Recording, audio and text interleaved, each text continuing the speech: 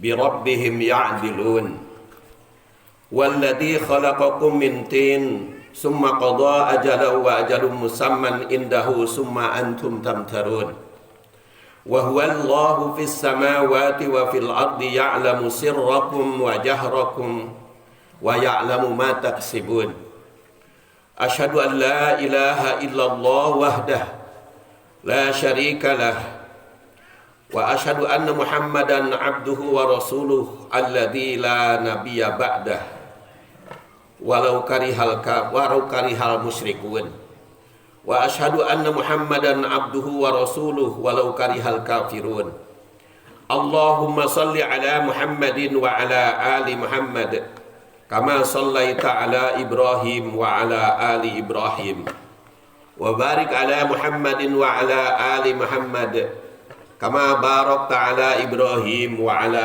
آل إبراهيم في العالمين إنك حميد مجيد عباد الله أوصيكم وإياي بتقوى الله فقد فاز المتقون يا أيها الذين آمنوا اتقوا الله حق تقاته ولا تموتن إلا وأنتم مسلمون الله أكبر الله أكبر الله أكبر لا إله إلا الله والله أكبر الله أكبر ولله الحمد الله أكبر الله أكبر كبيرا والحمد لله كثيرا وسبحان الله بكرة وأصيلا لا إله إلا الله وحده لا شريك له له الملك وله الحمد وهو على كل شيء قدير لا إله إلا الله وحده أنجز وعده ونصر عبده وهزم الأحزاب وحده لا إله إلا الله والله أكبر الله أكبر ولله الحمد. Sidang Id rahimakumullah, saat ini kita duduk bersimpuh, beratapkan langit, beralaskan bumi, menghadap kehadirat ilahi Rabbi pada Idul Fitri. Id artinya hari raya. Al-Fitri kadang berarti berbuka, terkadang berarti makan pagi. Jadi Idul Fitri berarti hari raya berbuka karena kita sudah beribadah saum, dan hari raya makan pagi karena sebelum datang ke tempat sholat kita dianjurkan makan pagi terlebih dahulu. Inilah sebabnya hari ini dilarang ibadah saum selama hari Idul Fitri.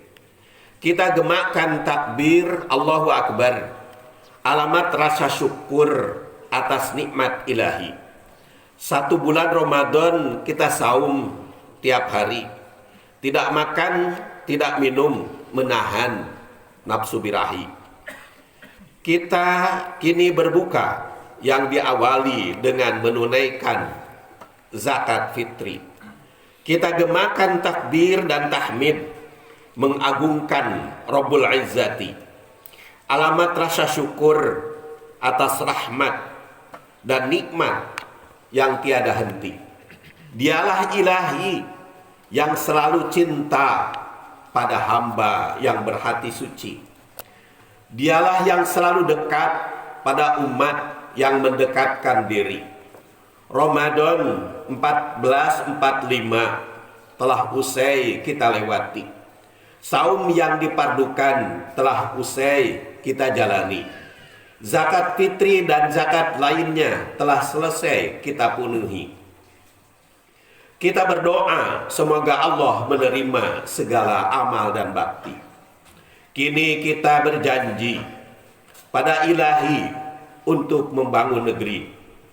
Kalau ibadah karena Ramadan, maka Ramadan telah pergi. Kalau ibadah karena Lailatul Qadar, maka malam itu amat misteri. Kalau ibadah karena ikhlas dan ridho ilahi, dia amat kekal dan abadi.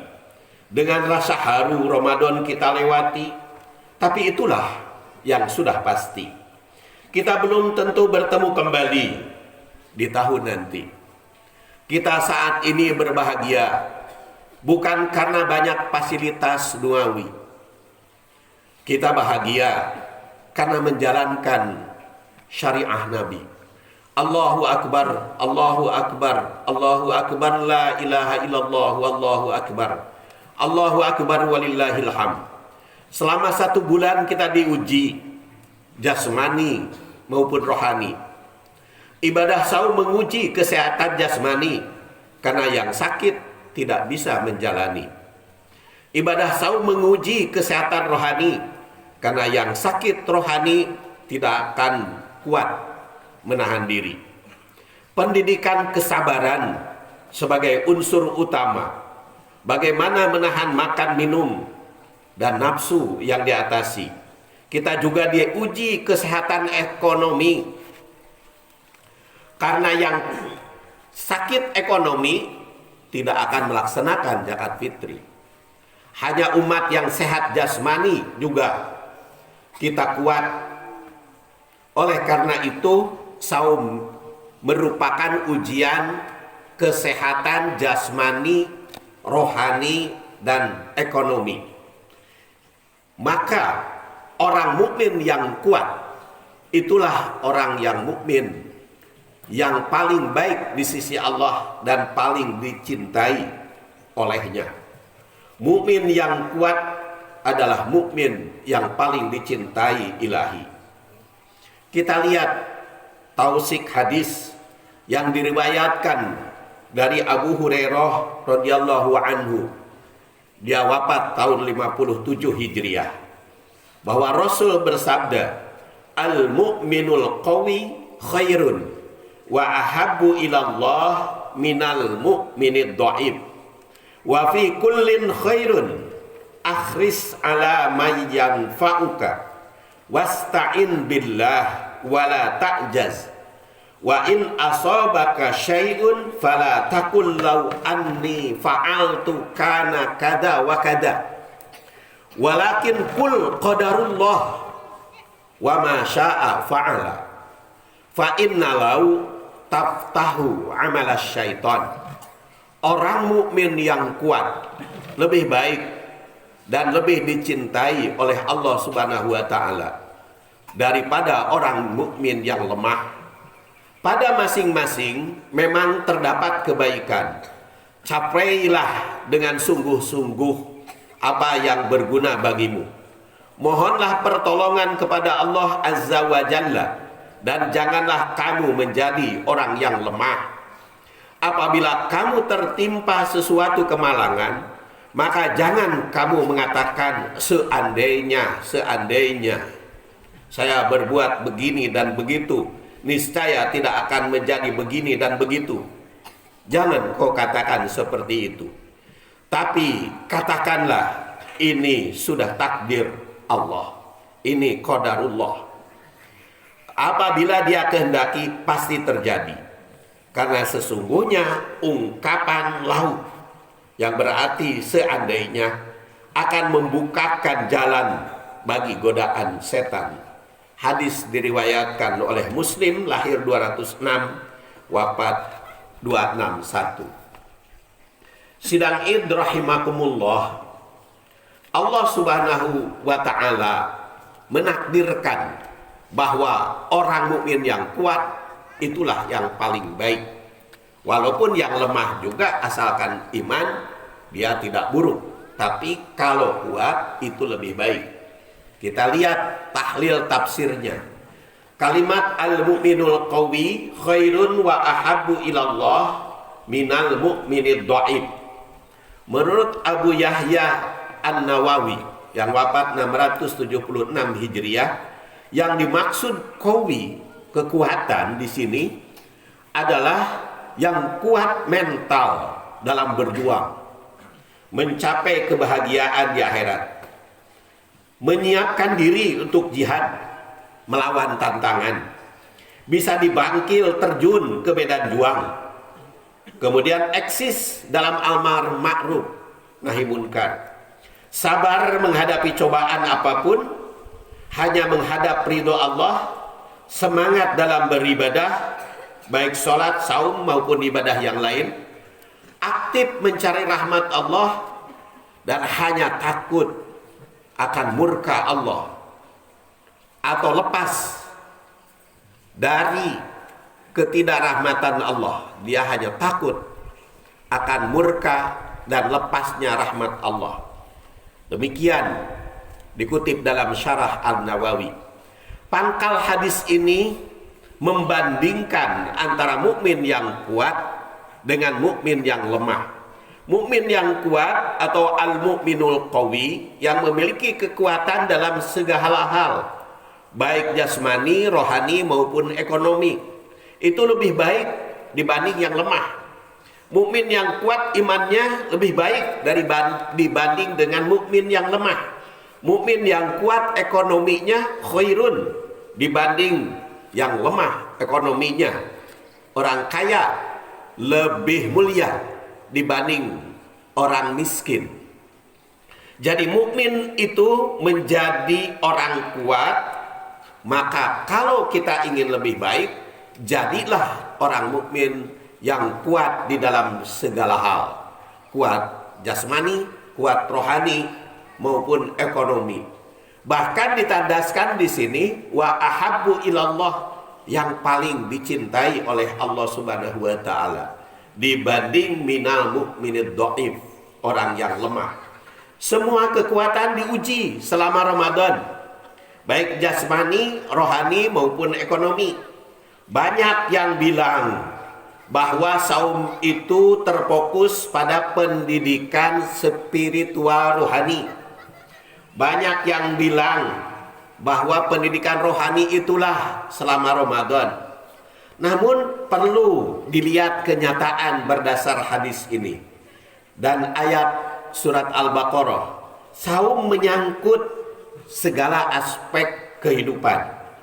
Ibadah saum sering dikatakan suasana pendidikan ruhani ta'abudi.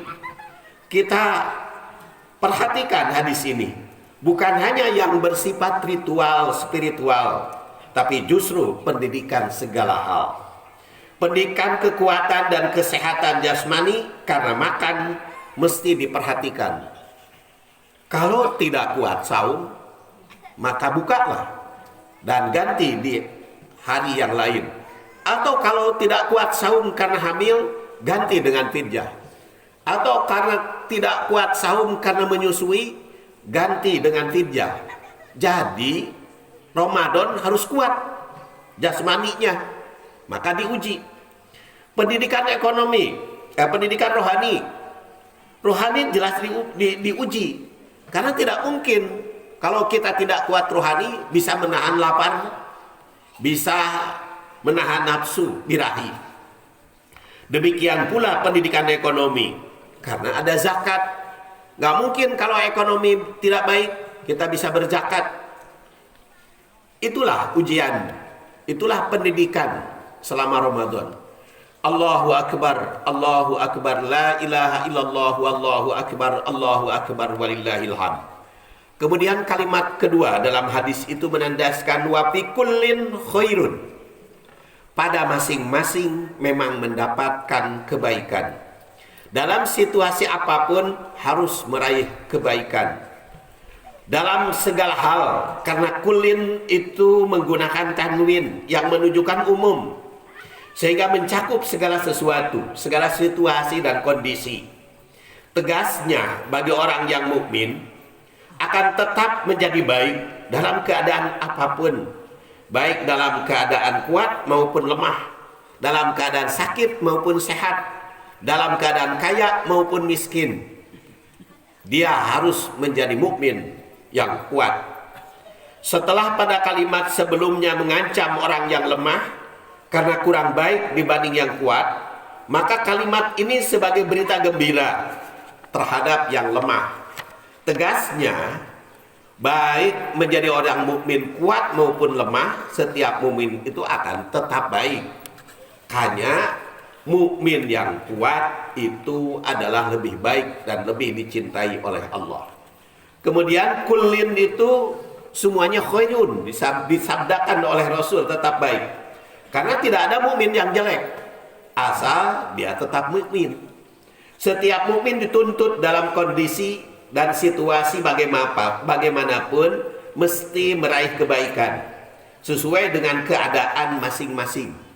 Jadi kalimat ini mengisyaratkan pertama, jika ingin lebih baik, lebih dicintai Allah, hendaklah menjadi mukmin yang kuat. Dalam situasi dan kondisi apapun, baik sedang lemah maupun sedang kuat, harus tetap meraih kebaikan. Kebaikan dan kecintaan Allah itu mesti diusahakan, karena dia tidak akan datang sendiri. Kita harus berusaha untuk mendapatkan kebaikan dan rahmat Allah. Jangan sombong ketika mendapat kebaikan, dan jangan lemah mental ketika mengalami penderitaan. Segala kesempatan mesti dijadikan lapangan usaha meraih kebaikan. Mukmin harus tetap pandai memanfaatkan situasi dan kondisi apapun untuk meraih kebaikan. Itulah yang ditandaskan firman Allah, kullun ya'malu ala syakilati farabbukum a'lamu biman huwa ahda sabila. Katakan olehmu, setiap orang berbuat sesuai dengan pembawaan dan skillnya masing-masing. Maka Tuhanmu lebih mengetahui siapa yang lebih benar jalannya. Quran surat 17 atau Al-Isra ayat 84. Allahu Akbar, Allahu Akbar, la ilaha illallah, wallahu akbar.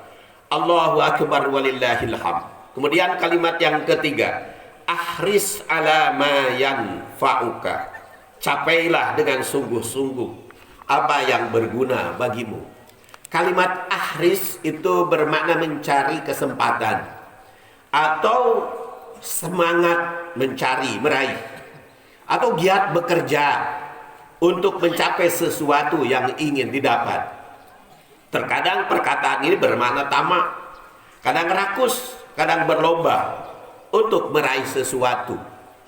Di sini ditandaskan semangatlah bekerja ala ma yanfa'uka, atas apa yang bermanfaat kepadamu, untuk meraih atau mencapai sesuatu yang bermanfaat bagimu, baik manfaat duniawi maupun utamanya manfaat untuk kepentingan ukhrawi. Secara ringkas kalimat ini bermakna, satu, semangat hidup meraih manfaat. Kemudian manfaat segala situasi dan kondisi. Capai segala yang bermanfaat baik diri maupun untuk pihak lain. Yang bermanfaat itu mesti diraih, jangan disia-siakan. Semangat, giat itu merupakan etos kerja setiap mukmin yang kuat. Kalimat yang keempat, wasta'in billah, mohonlah pertolongan kepada Allah. Perkataan wa sebagai kata sambung dari sebelumnya.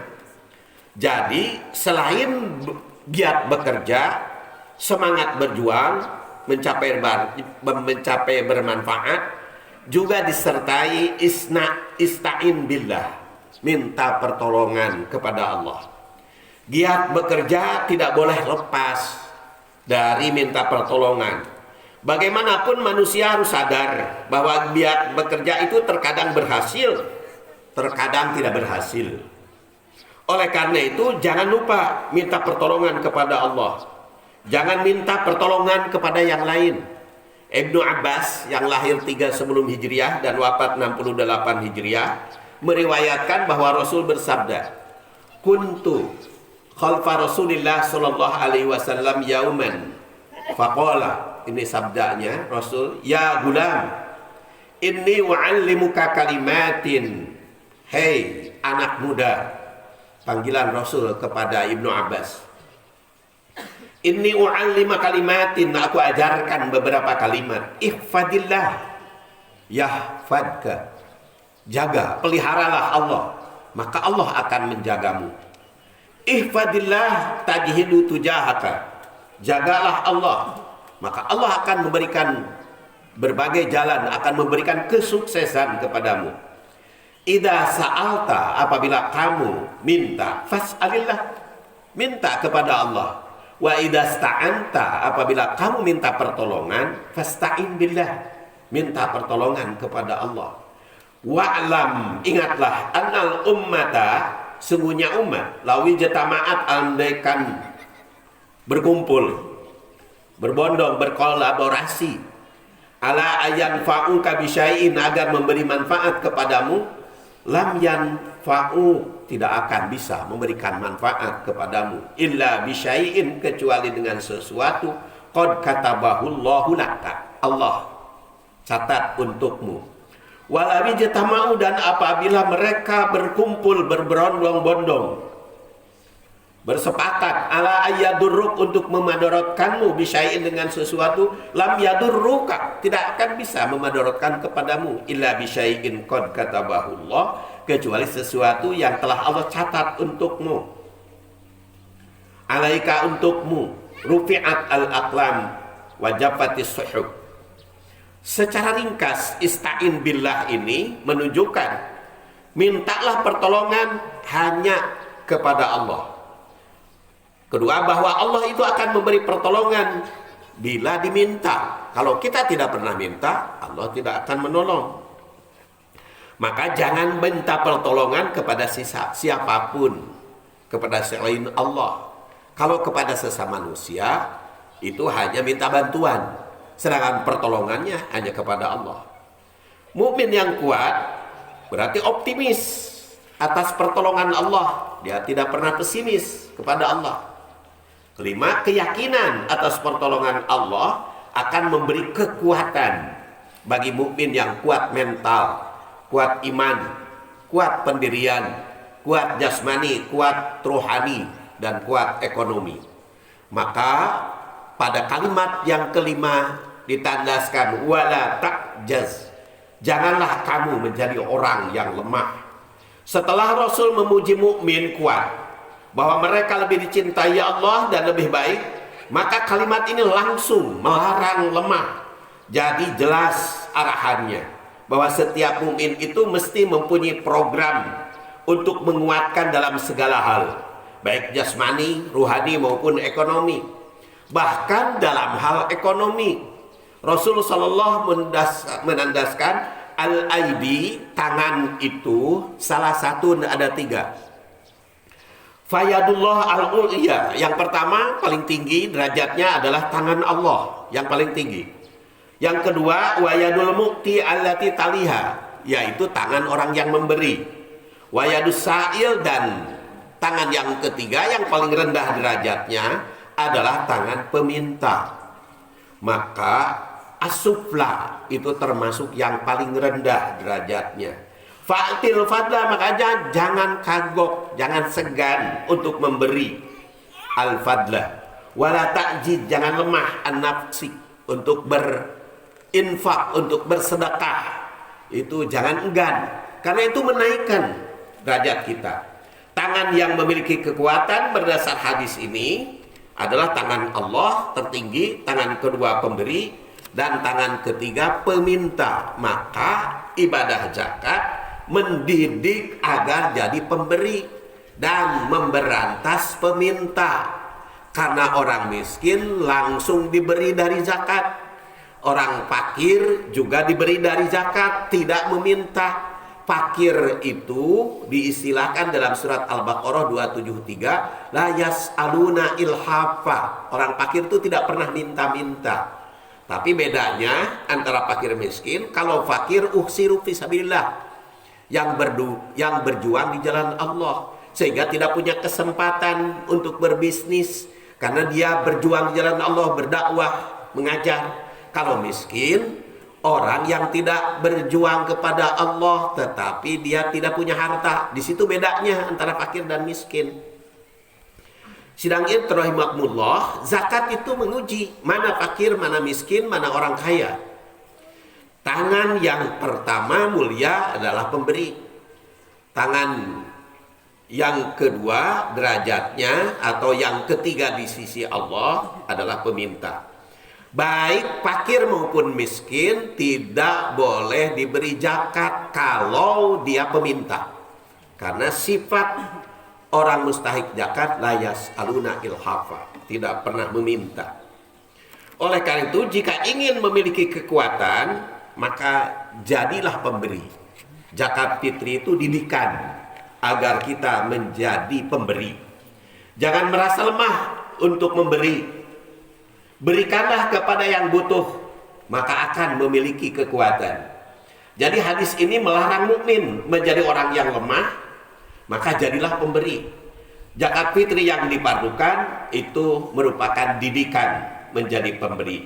Maka di sini tandaskan wala ta'jaz, jangan lemah. Kemudian kalimat yang keenam, wa in asobaka syai'un fala taqul lau anni fa'altu. Kalau ternyata sudah berusaha sekuat tenaga menjadi mukmin yang kuat, tapi terkena musibah, maka jangan kamu katakan lau anni fa'altu kana kada wa kada. Andaikan aku begini, andaikan aku begitu, tidak akan terjadi begini. Jangan itu sebagai alasan.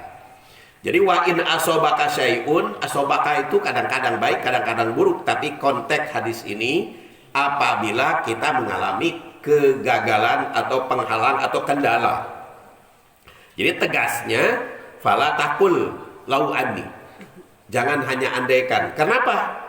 Karena perkataan lau anni, andaikan aku, itu berarti penyesalan yang tiada berguna, atau perkataan yang mengisyaratkan banyak lamunan, atau perkiraan yang tidak berdasar untuk diri sendiri.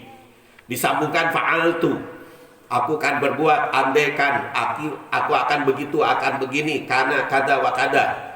Maka itu jangan dijadikan alasan, tapi siapkan program. Inilah perkataannya yang tidak berguna, yang menggambarkan penyesalan atau keluhan yang tiada arti. Jadi kalimat ini memberikan didikan musibah yang kurang menyenangkan bisa terjadi kepada siapapun. Maka jangan mengeluh atau menyesali sesuatu kejadian yang tidak ada artinya. Jika ada kegagalan, jangan disesali, tapi hendaklah menjadi pelajaran untuk masa depan agar diperbaiki. Keempat, penyesalan masa lalu yang tiada artinya untuk masa depan jangan dilakukan lagi apa yang telah menimbulkan kegagalan itu. Karena perkataan lau berarti andaikan membawa keluhan yang tiada arti bagi masa depan. Keenam, usaha untuk perbaikan masa depan mesti tetap dilakukan. Jangan terlalu banyak lamunan, tapi programkan kekuatan kebaikan. Walakin, tapi kul qadarullah, kalau sudah terjadi, katakan itu adalah takdir Allah. Yakin, jika terjadi sesuatu, kalaupun berusaha sekuat tenaga menjadi baik, tapi ternyata gagal, katakan itu takdir Allah. Walau ketika bekerja harus giat, tidak boleh mengandalkan atau menyerahkan pada takdir. Kita jangan menyerahkan kepada takdir, tapi penyerahan itu hanya kepada Allah. Jika ada usaha harus sekuat tenaga berjuang dengan segala kekuatan. Namun jika terjadi, jangan disesali tanpa arti. Pasrahlah kepada Allah yang memiliki kekuasaan segala takdirnya.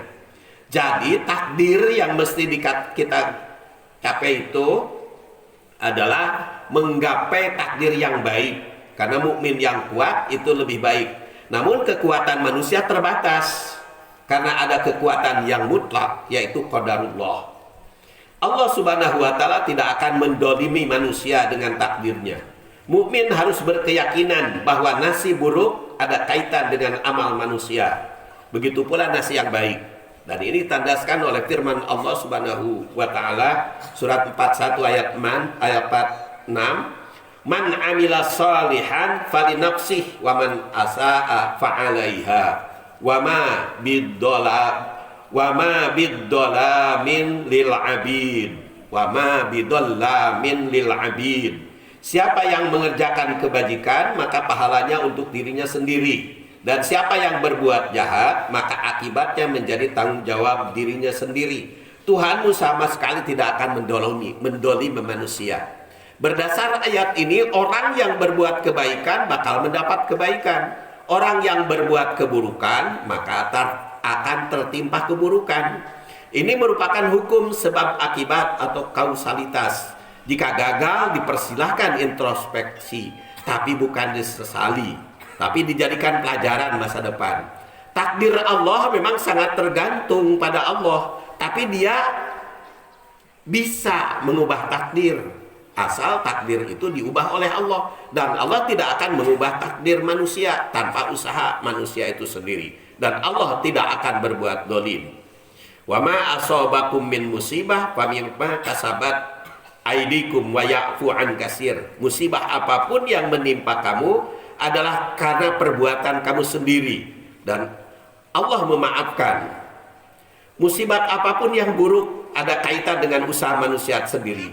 Allah menakdirkan sesuatu ada kaitan dengan tingkah laku manusia. Namun kekuasaan Allah menguasai segalanya. Maka jika sudah usaha tapi gagal, kembalikan kepada takdir. Tapi mengucapkan takdir itu kalau sudah terjadi. Kalau kita sedang berusaha, jangan mengandalkan takdir. Kita harus baik. Jika belum terjadi, jangan mengalahkan takdir. Justru mesti berusaha keras. Kemudian kalimat yang ke-8, wa ma syaa fa'ala. Apa yang Ia kehendaki pasti terjadi. Jadi maknanya, usaha sebaik mungkin, tapi ketentuan Allah harus diterima. Kedua, manusia punya rencana, Allah yang menakdirkan. Tiga, rencana yang baik, programnya estimasikan berhasil.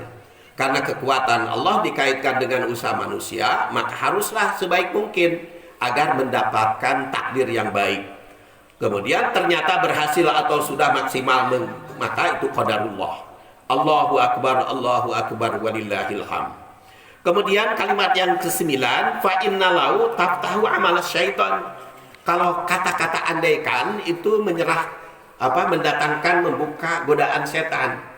Maka banyak perkataan andaikan itu lebih membuka pengaruh setan. Dan tersirat pada kalimat ini, banyak andaikan mengundang setan. Maka perbuatan setan mesti kita hindari. Tutuplah peluang godaan setan. Jangan membuka peluang godaan setan. Godaan setan selalu membawa kegagalan. Kuatkan jasmani dan rohani serta ekonomi melawan setan. Jangan kalah oleh setan. Setan adalah musuh yang nyata. Jangan mau dikendalikan setan. Setan mesti dilawan. Mukmin yang kuat siap melawan setan. Allahu akbar walillahil hamd. Sidang id rahimakumullah, kita lihat takwil hadis ini. Satu, orang mukmin yang kuat lebih baik dibanding mukmin yang lemah.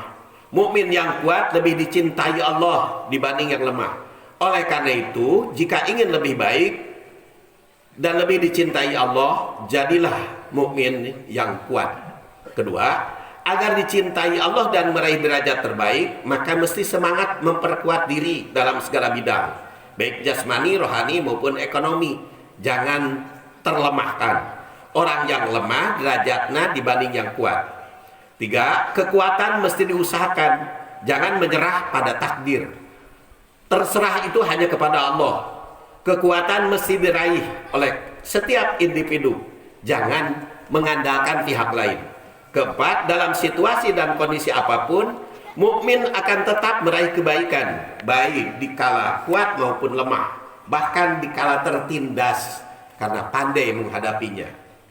5. Setiap mukmin jangan lemah dalam kondisi apapun, baik sedang jaya maupun sedang terpana. Mental mukmin mesti kuat karena dasar iman. Semangat juang meraih manfaat tetap tertanam dalam segala aspek kehidupan. 6. Katakan qadarullah, itu takdir Allah jika sudah terjadi, bukan sebelum terjadi. Ketika berusaha harus yakin bahwa Allah berkuasa atas segalanya, termasuk mengubah takdir. 7. Pertolongan Allah senantiasa diminta. Hanya kepada Allah minta pertolongan. Maka menanamkan semangat penuh harap dari rahmat dan pertolongan Allah. 8. Jika mengalami kendala, tidak boleh mengalami stres, apalagi depresi, karena yakin atas takdir ilahi. Keyakinan pada takdir menandaskan bahwa kejadian sangat ditentukan takdir ini, menghilangkan penyesalan yang tiada arti. 9. Kendala yang dialami tidak boleh membuat lemah mental, apalagi mengatakan andaikan begitu, andaikan begini. Kendala yang dialami dijadikan pelajaran menghadapi masa depan yang lebih baik, bukan penyesalan tiada arti. Ke-10, karena kata andaikan itu merupakan pengaruh setan, suka merayu, menggoda, jurusan kepada negatif, maka dihindari. Setiap mukmin akan selalu berusaha menutup peluang setan untuk bergoda. Godaan setan selalu dihindari, dikunci, hingga benar-benar kita akan benar-benar selamat dari godaan setan.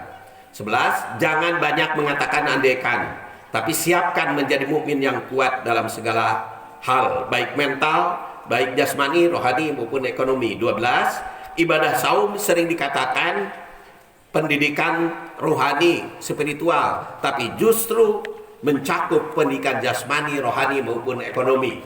13. Keberhasilan ibadah saum mesti menimbulkan kekuatan mukmin yang hebat di dalam segala hal, segala aspek kehidupan. Semoga Allah Subhanahu wa taala memberikan ampunan kepada kita. Mari kita tutup dengan doa.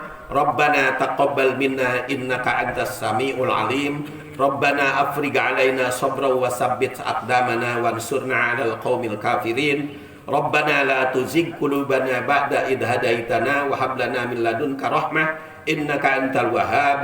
Rabbana innaka jami'un nasi liyaumin la raiba fihi. Innallaha la yukhliful mi'ad. Rabbana innana amanna faghfir lana dzunubana wa qina adzabannar. Rabbana hab lana min azwajina wa dzurriyyatina qurrata a'yun waj'alna lil muttaqina imama. Rabbana atina fid dunya hasanah wa fil akhirati hasanatan wa qina adzabannar. Subhana rabbika rabbil izzati amma yasifun wa salamun alal mursalin walhamdulillahi rabbil alamin.